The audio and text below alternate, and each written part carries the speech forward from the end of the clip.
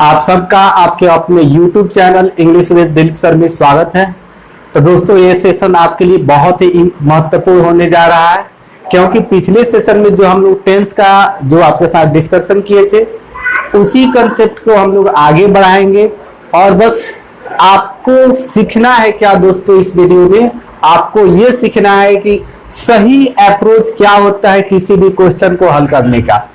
तो आपको अप्रोच सीखना है, तरीका सीखना है, आपके सारी कंसेप्ट क्लियर हो जाएंगे। तो जो आप सीखे हैं प्रीवियस वीडियोज में उसी का यूज करना है और आपको आसानी से बन जाएगा। दूसरी बात दोस्तों, आप हमेशा ही याद रखिएगा कि कोई भी सेंटेंस हो उसके सारे वर्ड्स को बहुत ही बारीकी से देखिए। आपको चाहे वो फिल इन द ब्लैंक्स हो, कॉमन एरर हो, आपका क्लोज टेस्ट हो, पैराजंबल वर्ड्स हो जिसे सेटिंग अरेंजमेंट कहते हैं, वो हर तरह से आपका क्लियर हो जाएगा। तो आप अच्छा से देखिएगा।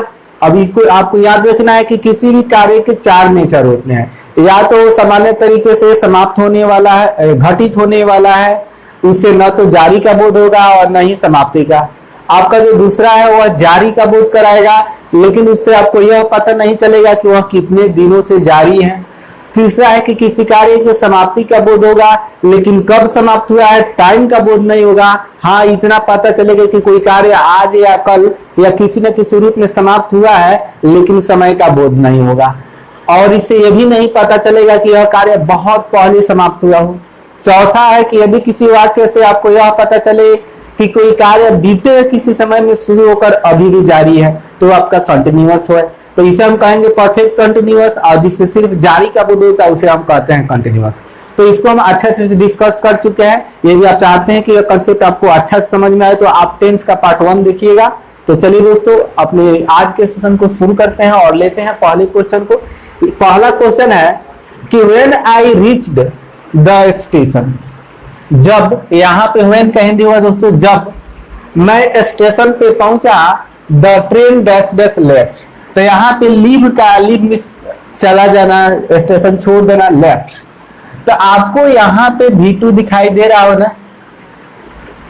तो जब कोई कार्य, जब किसी वाक्य से यह पता चले कि बीते समय में कोई दो कार्य एक साथ हुए हो और एक कार्य के समाप्त हो जाने के बाद दूसरा कार्य समाप्त हुआ हो, तो जो कार्य पहले समाप्त होता है उसके लिए पास्ट परफेक्ट टेंस आता है, और जो कार्य बाद में समाप्त होता है उसके लिए पास्ट इंडेफिनिट टेंस का प्रयोग किया जाता है। तो जब मैं स्टेशन पहुंचा तो गाड़ी खुल चुकी थी। तो पहले जो काम समाप्त हुआ आपका ट्रेन का खुलना, तो यह आपका पास्ट परफेक्ट हो जाएगा। तो आपका हैड प्लस वर्ब 3 हो जाएगा, और इधर आपका रीच्ड V2 है। ऐसे ही दोस्तों आपको ये भी याद रखना है कि एक तरफ V2 हो और दो एक्शन उसमें हो और दोनों में थोड़ा सा अंतर महसूस हो, तो दूसरे तरफ हम हैड प्लस वर्ब 3 का प्रयोग करेंगे। तो आपको ये भी बताए थे कि आपका जो कंसेप्ट है कि इसके अलावा इस क्वेश्चन को आपको बिफोर और आफ्टर की सहायता से भी पूछा जाता है। तो दोस्तों जब बिफोर होता है तो इधर आपका V2 होता है और इधर आपका हैड प्लस वर्ब 3 होता है। लेकिन यहीं पे दोस्तों यदि आफ्टर का प्रयोग कर दिया जाए तो इधर आपका हैड प्लस वर्ब 3 होता है और इधर आपका V2 होता है। तो याद रखिएगा, बिफोर हो तो इधर हैड प्लस वर्ब 3 अर्थात पास्ट परफेक्ट टेंस और इधर पास्ट इंडेफिनिट टेंस। लेकिन आफ्टर हो तो पहले पास्ट इंडेफिनिट और तब पास्ट परफेक्ट आएगा। तो चलिए दोस्तों अपने दूसरे सवाल को लेते हैं, जल्दी से इसको लिख लीजिए। जो आपका दूसरा सवाल है कि I wish dash dash a rich man.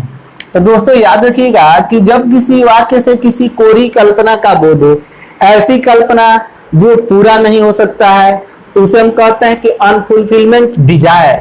तो सब्जेक्ट चाहे आपका कोई भी हो, उसके साथ हम वर्ब का प्रयोग करते हैं। दोस्तों ये भी आपका V2 है, पास्ट इंडेफिनिट टेंस ही है, लेकिन आपको याद रखना है वर्ब का प्रयोग करते हैं।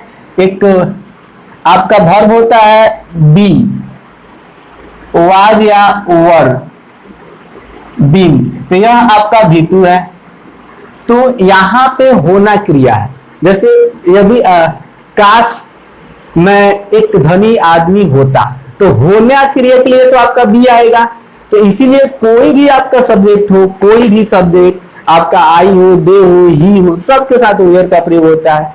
तो बहुत से लोग इसमें कंफ्यूजन में पड़ जाते हैं कि ये प्लूरल है। दोस्तों ये प्लूरल है, ये तो आपका V2 है, और V2 जो होता है वह सभी प्रकार के सब्जेक्टों के साथ एक ही रूप में प्रयोग होता है। तो इसीलिए जब किसी वाक्य से कोई कल्पना का बोध हो, जैसे काश मैं राजा होता, काश मैं तुम्हारा दोस्त होता, तो यहाँ पे आपका सब्जेक्ट चाहे कोई भी हो, काश वे लोग मेरे दोस्त होते, तो दे वेयर, तो वहां पे आपको समझ में आ रहा होगा। तो सब्जेक्ट चाहे कोई भी हो, आप वेयर का प्रयोग कीजिएगा यदि उस वाक्य से कोई कल्पना का बोध हो। और वेयर क्यों आ रहा है दोस्तों? क्योंकि आपका पास्ट इंडेफिनिट टेंस है। तो चलिए अपने अगले क्वेश्चन को लेते हैं। दोस्तों वीडियो अच्छा लगे तो प्लीज लाइक कीजिए, और चैनल पे नए हैं तो चैनल को सब्सक्राइब कर लीजिए, ताकि मैं कोई भी न्यू वीडियो अपलोड करूं तो वो आप तक सबसे पहले पहुंचे। अब देखिए, on Sundays they dash dash to the movies. दोस्तों यहाँ पे आपका है मूवी, मूवी मीन्स क्या होता है? आपका सिनेमा। तो ऑन संडेज याद रखिएगा, जब यहाँ पे प्रॉपर नाउन के अंत में एस लगाया गया है तो इसका आशय है कि एवरी संडेज, प्रत्येक रविवार को। तो यहाँ आपका प्रॉपर नाउन के रूप में नहीं, यहाँ पे बुझिए कि प्रत्येक संडेज के रूप में प्रयोग हुआ है। तो ये प्रत्येक रविवार को ये लोग मूवी जाते हैं, सिनेमा देखने जाते हैं। तो यदि किसी वाक्य से आपके हैबिट्स का बोध हो, डेली रूटीन का बोध हो, या रूटीन का बोध हो, तो रूटीन आपका डेली का भी होता है, सप्ताह में एक बार का होता है, मंथ में एक बार का होता है, वर्ष में एक बार का होता है। तो वैसे वाक्यों में भी हम सिंपल प्रेजेंट टेंस का प्रयोग करते हैं। तो दे के अनुसार दोस्तों यहाँ पे गो होगा, क्योंकि यह आपका प्लूरल सब्जेक्ट है, तो वर्ब भी आपका क्या चाहिए? वर्ब भी आपका प्लूरल चाहिए। तो यहाँ पे आप वेंट या गोज का प्रयोग नहीं कर सकते हैं। तो दोस्तों यदि कहीं कोई किसी कंसेप्ट में आपको कंफ्यूजन हो तो क्वेश्चन का नंबर डाल के कमेंट कीजिएगा, हम अगले वीडियो में उसको आपको समझाने का प्रयास करेंगे। दोस्तों अगला जो क्वेश्चन है कि the boy dash dash making a noise for a long time. दोस्तों पहला कंसेप्ट ये है कि मैक अ नॉइज मीन्स होता है हल्ला करना। यदि आप इसमें से आर्टिकल ए को लुक कर देते हैं, ए को हटा देते हैं किसी भी सेंटेंस में, तो आपका सेंटेंस रॉन्ग हो जाता है, गलत हो जाता है। तो पहला पॉइंट ये हुआ। अब एक छोटा सा सेंटेंस है, आप बिल्कुल आज तक टेंस नहीं पढ़े होंगे तब भी आपको समझ में आएगा। जैसे वह हल्ला कर रहा है, तो he is making a noise. अब दोस्तों इस वाक्य से आपको पता नहीं चल रहा है कि वह कब से हल्ला कर रहा है, तो इसलिए आप इसे प्रेजेंट कंटिन्यूअस से बनाएं, he is making a noise. लेकिन आप कहते हैं कि वह फॉर अ लॉन्ग टाइम, वो बहुत देर से हल्ला कर रहा है, तो आपको पता चल गया कि कितना देर से हल्ला कर रहा है, अर्थात उसके हल्ला करने का जो कार्य है ना बहुत पहले शुरू हुआ और अभी भी क्या है? चल रहा है। तो जब किसी वाक्य से यह बोध हो कि कोई कार्य बीते हुए समय में शुरू होकर अभी भी चल रहा है, तो आपका होता है प्रेजेंट परफेक्ट कंटिन्यूअस टेंस। और प्रेजेंट परफेक्ट कंटिन्यूअस मींस होता है या है plus been plus verb four. तो यहाँ पे आपको वर्ब फोर ऑलरेडी दिखाई दे रहा है। तो अब बॉय के अनुसार आपको हैज या हैव में से प्रीफर करना है। तो दोस्तों आप देख रहे हैं कि ये जो बॉय है आपका सिंगुलर नाउन है, सिंगुलर सब्जेक्ट है, तो यहाँ पे आपका हैज बीन होगा। इसके अलावा दोस्तों आप लोगों को हम ट्रिक भी बताए थे कि यदि फॉर का प्रयोग हो किसी वाक्य में, या सिंस का प्रयोग हो और उससे टाइम का बोध हो, से का अर्थ दे, तो समझिए कि वो आपका प्रेजेंट परफेक्ट कंटिन्यूअस है और उसमें जो वर्ब आएगा प्रेजेंट परफेक्ट कंटिन्यूअस टेंस का प्रयोग होगा। तो चलिए दोस्तों अगला सेंटेंस लेते हैं कि ही dash dash when he was dead. दोस्तों उसे गोली मार दी गई, उसे जान से मार दिया गया। तो दोस्तों जैसे कोई व्यक्ति है और उसे गोली मार दिया गया, जैसे मान चलिए कि किसी भी व्यक्ति को गोली मारते हैं तो वह किसी न किसी कार्य में जारी होगा ना जी, या तो सो रहा होगा, या दौड़ रहा होगा, या टहल रहा होगा, या काम कर रहा होगा। जैसे एक कोई एक्शन पहले से जारी है तभी तो दूसरा एक्शन होगा। जैसे एक्सीडेंट होता है तो पहले वो रोड से जा रहा था तब अचानक एक्सीडेंट हो गया। तो जब किसी वाक्य के दो पार्ट हो और एक कार्य पहले से चल रहा हो तो आपका होता है पास्ट कंटिन्यूअस, बीते हुए समय की बात हो रही है। और उसी दौरान कोई दूसरी घटना घटित हो तो आपका पास्ट इंडेफिनिट होता है। तो यह आपका पास्ट इंडेफिनिट टेंस है, पैसिव में बनाया गया है। यहाँ पे वाज प्लस वर्ब 3 है, तो इधर आपका हो जाएगा क्या, he was sleeping.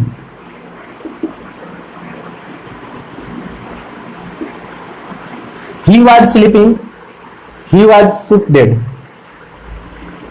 He was sleeping when he was shook dead, जब वो सो रहा था तब उसको गोली मार दी गई, जान से मार दिया गया। तो अब देखिए पहले सो रहा था तब दूसरी घटना घटित हुई है, तो आपको याद रखना है कि एक तरफ यदि पास्ट इंडेफिनिट टेंस हो तो दूसरी तरफ पास्ट कंटिन्यूअस टेंस होगा। यदि दोनों घटना के बीच में अंतर हो थोड़ा सा, या एक घटना पहले से जारी हो उसके बाद दूसरी घटना घटित हो, तो पहले से जारी वाले के लिए पास्ट कंटिन्यूअस टेंस, और जो बाद में घटित होगा दोस्तों आपका होगा पास्ट इंडेफिनिट टेंस। अब इसको देखिए कि सी सामी, उसने मुझे देखा। When I dash for the bus, तो फिर दोस्तों समझिएगा उसने मुझे देखा, तो उसने मुझे कब देखा होगा या कब देखी होगी, जब हम कहीं खड़े होंगे, कोई काम कर रहे होंगे, तो पहले से मेरी जो एक्शन जारी होगी तभी तो दूसरा एक्शन घटित होगा। तो यहां पे है कि शीशामी, उसने मुझे देखा जब मैं बस का या बस के लिए इंतजार कर रहा था। तो वेन, यहां पे थोड़ा सा ऑप्शन,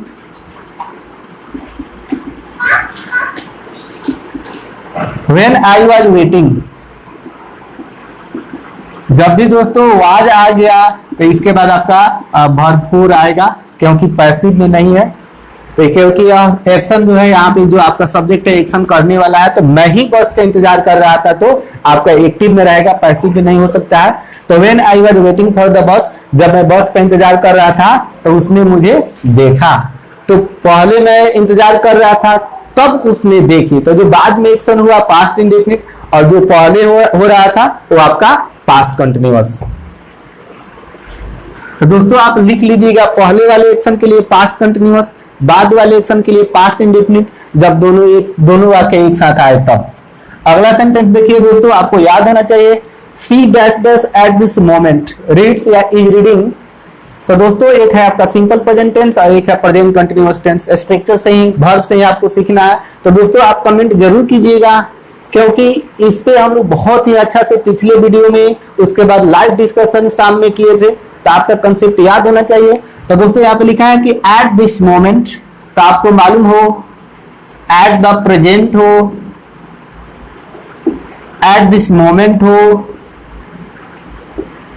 नाउ हो, नाउ और डेज हो, या दीज डेज हो। तो इन सब के साथ हम प्रेजेंट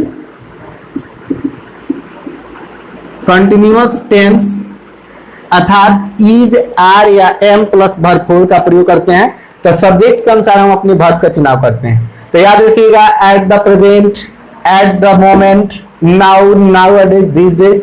तो ये आपका हुआ प्रेजेंट कंटिन्यूअस टेंस। तो जो आप पढ़े हैं वो आपको बिल्कुल ही समझ में आएगा यदि अच्छा से आप वीडियो देखे होंगे तब। तो दोस्तों एक और बात और, जैसे ही हमारा वर्ब का जो एक्सरसाइज चला रहे हैं थ्रू द कंसेप्ट ये आपका समाप्त होगा, तो जितने भी प्रीवियस ईयर क्वेश्चन आपके टेंस के आए हैं आपके एग्जाम में आज तक, उन सारे क्वेश्चंस को भी मैं सॉल्व कराऊंगा आपके साथ। तो चलिए अगला क्वेश्चन बहुत ही कंसेप्ट वाला है, ये एक बार आप समझ जाइएगा तो आपका 1 नंबर पक्का है किसी भी एग्जाम के लिए। अब देखिए 9 नंबर जो सवाल है कि आई डोंट माइंड योर। तो दोस्तों योर क्या है, आपका पोसेसिव एडजेक्टिव है, पोसेसिव एडजेक्टिव है। तो पोसेसिव एडजेक्टिव जो भी होता है, पोसेसिव एडजेक्टिव वो अपने बाद किसी नाउन या नाउन इक्विवेलेंट वर्ड को लेता है। तो इसमें आपका वर्ब दिखाई दे रहा है, कोई प्रोनाउन नहीं है। अर्थात हम जब वर्ब 1 में आईएनजी जोड़ते हैं तो दोस्तों वो आपका हो जाता है जीरंड, और जीरंड जो होता है वो आपका नाउन का भी कार्य करता है। ये तो हुआ थोड़ा सा ग्रामेटिकल बात। अब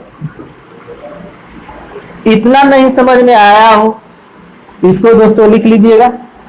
यदि इतना नहीं समझ में आया हो तो इतना समझिए कि यदि कोई पोसेसिव एडजेक्टिव हो, जैसे आपका माई, your, his, her, their, your, its और इसके बाद कोई भी आपका वर्ब आए, ये जो वर्ब आएगा दोस्तों ये आपके वर्ब फोर होगा, अर्थात इसमें आईएनजी रहेगा और ये कहलाता है जिरंड, जो आपका नाउन का कार्य करता है। तो इसीलिए यहां पे जो आपका योर है, I don't mind your coming और लिटिल लेट, मैं तुम्हारे थोड़ा देर से आने के लिए कोई भी बुरा नहीं मानता हूं, मुझे कोई ऐतराज नहीं है। तो ये जो आपका सेंटेंस है बहुत ही इंपॉर्टेंट है। आप इस कंसेप्ट को 2 बार 3 बार वीडियो पॉज करके बैक करके देख लीजिए, क्योंकि आपको पोसेसिव एडजेक्टिव मिले, my, your, his, her, your, its, एक और होता है आपका आवर। तो इसके बाद यदि वर्ब का प्रयोग करना हो तो हमेशा वो आईएनजी फॉर्म अर्थात वर्ब फोर के रूप में प्रयोग होगा, जो जिरंड का काम करता है और जिरंड मींस नाउन होता है। तो ये जो कंसेप्ट है दोस्तों बहुत ही इंपॉर्टेंट है। आप क्वेश्चन बैंक में देखिएगा ऐसे सवाल आपको मिलेंगे और आपको पता नहीं चलता है कि यह कहां से पढ़ना है।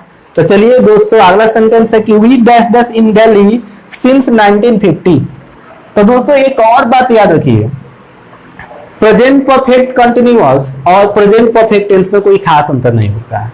जिस सेंटेंस को आप प्रेजेंट परफेक्ट से बनाते हैं उसी सेंटेंस को आप चाहें तो प्रेजेंट परफेक्ट कंटिन्यूअस से भी बना सकते हैं। जैसे यहाँ पे देखिए, यहाँ पे आपको सिंस दिखाई दे रहा है ना, और 1950 से, तो हम लोग 1950 से दिल्ली में रह रहे हैं। तो यहाँ पे रह रहे हैं तो अब ऑप्शन है लिव और हैव लिव्ड, तो यहाँ पे आपका होगा हैव लिव्ड। अब दोस्तों यह है आपका प्रेजेंट परफेक्ट टेंस। जैसे आपको बोले थे कि आप अच्छा से एक सेंटेंस था कि मैं आपको बरसों से जानता हूं, तो यहां मैं आपको बरसों से जानता हूं, आई हैव नॉन यू। पिछले जो कल का लाइव डिस्कशन था आप लोगों में, उसमें आपको एक क्वेश्चन दिए थे, ट्रांसलेशन दिए थे बनाने के लिए, उसी का आंसर है आई हैव नॉन यू, मैं आपको बचपन से जानता हूं, सिंस माई चाइल्डहुड। अब दोस्तों मैं आपको बचपन से जानता हूं या मैं आपको बचपन से जान रहा हूं, दोनों ही वाक्यों का अंग्रेजी अनुवाद सिर्फ यही होगा। आप कहे कि मैं आपको बचपन से जानता हूं या मैं आपको बचपन से जान रहा हूं, तो पहचान पे नहीं जाना है, बस कंसेप्ट समझना है। जैसे कार्य क्या हो रहा है दोस्तों, जानने का, कब से, बचपन से, और अभी भी जान रहा है ना, तो आपका प्रेजेंट परफेक्ट कंटिन्यूअस हुआ। लेकिन कुछ वर्ब होते हैं जिनमें आप आईएनजी नहीं लगा सकते, आप उसे प्रेजेंट परफेक्ट से भी बना सकते हैं, इसीलिए दोनों में कोई खास अंतर नहीं होता है। तो ये एक सेंटेंस लिखे थे इसी को समझाने के लिए, ताकि आपका जो समझ हो 100% क्लियर हो कि क्योंकि जब हम किसी कंसेप्ट को बार बार रिवाइज कर लेते हैं तो हमेशा के लिए क्लियर हो जाता है। तो दोस्तों ये जो सेंटेंस है थोड़ा इसको भी समझिएगा। लिखा है कि कोलंबस डैश डैश अमेरिका। दोस्तों एक वर्ड होता है आपका डिस्कवर और एक वर्ड होता है इन्वेंट। तो दोस्तों यदि आप सचमुच अपने स्टडी के प्रति सीरियस हैं तो आप इन्वेंट और डिस्कवर में अंतर बताइएगा। मैं अगले वीडियो में इसको कवर करूंगा, what is difference between invent and discover, invention भी बोलते हैं। तो दोस्तों अब देखिए जो आपका सेंटेंस है कोलंबस अमेरिका, तो यहां पे जो ऑप्शन है आपका डिस्कवर्ड और एक ऑप्शन है हैड डिस्कवर्ड। अब दोस्तों आपको समझना है कि ये कौन सा टेंस है। इसके लिए आपको देखना होगा क्रिया। क्रिया क्या है, ढूंढने का, खोजने का। तो दोस्तों इसको खोजा गया, क्या कल खोजा गया है, परसों खोजा गया है? नहीं, बहुत पहले खोजा गया है। तो यदि कोई कार्य समाप्त हो और इतना पहले समाप्त हो कि उसका प्रभाव वर्तमान तक नहीं हो, तो हम उसे पास्ट इंडेफिनिट टेंस का वाक्य समझते हैं, और उसका प्रभाव वर्तमान तक हो तो हम उसे समझते हैं प्रेजेंट परफेक्ट टेंस। तो याद रखिएगा बहुत पहले घटित हुआ है, तो ये आपका इसका आंसर होगा डिस्कवर्ड। अब दोस्तों अब यहाँ पे हैड डिस्कवर्ड क्यों नहीं होगा ये भी समझिए। जो ऑप्शन आएंगे उसको भी आपको समझना है। ये हैड डिस्कवर्ड जो आपका है ये है आपका पास्ट परफेक्ट टेंस। तो दोस्तों पास्ट परफेक्ट टेंस जो होता है ना, उस वाक्य की क्रिया अकेले नहीं आती है, या तो उस वाक्य में दो एक्शन घटित होंगे या वह क्रिया किसी समय के पहले घटित होगी, तो आपका तभी वो पास्ट परफेक्ट टेंस होगा। तो इसको हम अगले वीडियो में आपको स्पेशल समझाएंगे, आप लोग एक बार पढ़ लीजिएगा। और दोस्तों सारे टेंस का आप एक बार स्ट्रक्चर अपने ट्रांसलेशन वाले बुक से कोई भी उसे थोड़ा सा समझने का प्रयास कीजिएगा। यदि आप बिल्कुल ही बेसिक हैं, आपको बहुत प्रॉब्लम होता है, तो सिर्फ आप एक बार स्ट्रक्चर देख लीजिएगा, आपको सिखाने का जिम्मा मेरी है। तो दोस्तों इस वीडियो में इतना ही। वीडियो अच्छा लगा हो तो प्लीज लाइक कर दीजिए, और चैनल पे नए हैं अभी तक सब्सक्राइब नहीं किया तो आप अपने चैनल को सब्सक्राइब कीजिए, और हाँ बेल आइकन को भी प्रेस कीजिए, ताकि कोई भी मैं न्यू वीडियो अपलोड करूं तो सबसे पहले आप तक पहुंचे। तो आप सभी का मेरे साथ सेशन में अंत तक जुड़े रहने के लिए शुक्रिया। Thank you, have a nice day.